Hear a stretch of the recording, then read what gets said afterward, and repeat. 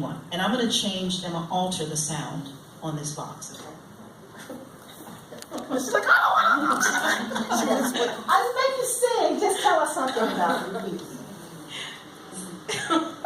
Strawberry ice cream. Strawberry ice cream. Homemade strawberry ice cream or not? Yes. Okay, all right. So, all right. So hand it over to Miss Benta. All right, Benta, will you tell us more about the puppets that you create? Mostly rod puppets and color shadow puppets. Okay, so I altered the sound just a little bit.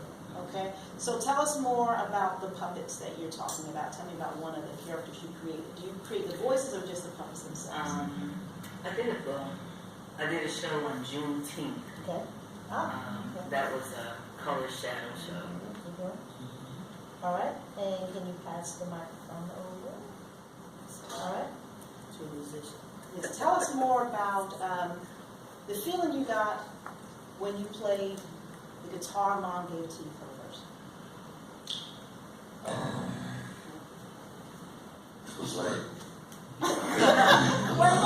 If you can see their faces, we can.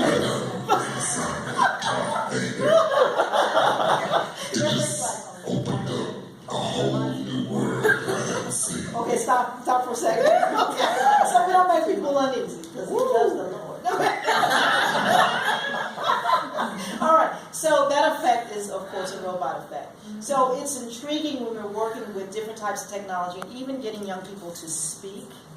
And they get excited about speaking. Oh, I think I have something that I want to say. All right. So already we start to draw out some of the young people. You know, you'll love it. You're gonna love it. All right. Oh my gosh, did you hear that laugh? Yes. You can just. That's great. Okay.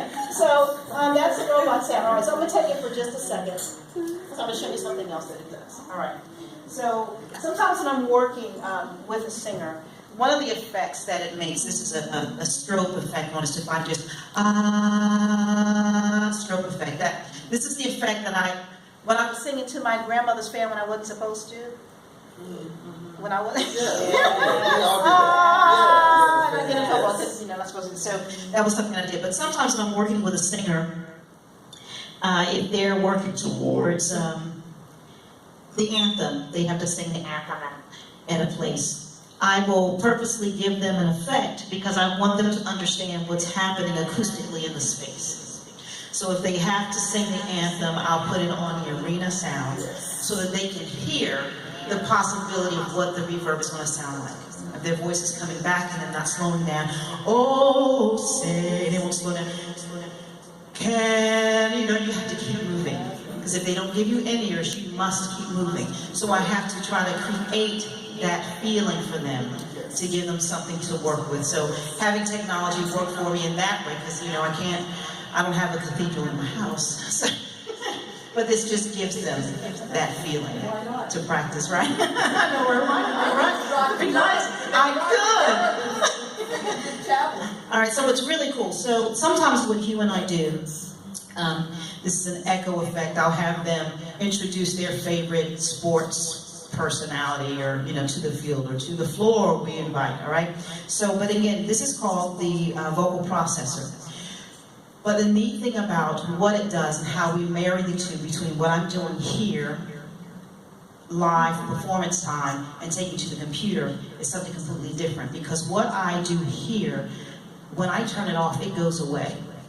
It is not recorded, okay? I can loop and do a segment, but in order to record it, I have to take it to another form of technology. So this is just something to inspire them, till we take it to something where they can begin to create and develop a little bit more, okay? So here's the other thing, last thing.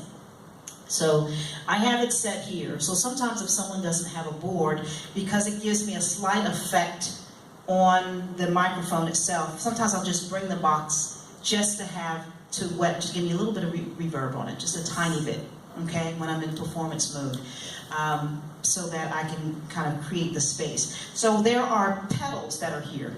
Now, if you are a lover of maybe rock music, you've probably seen guitarists use pedals like this, all right?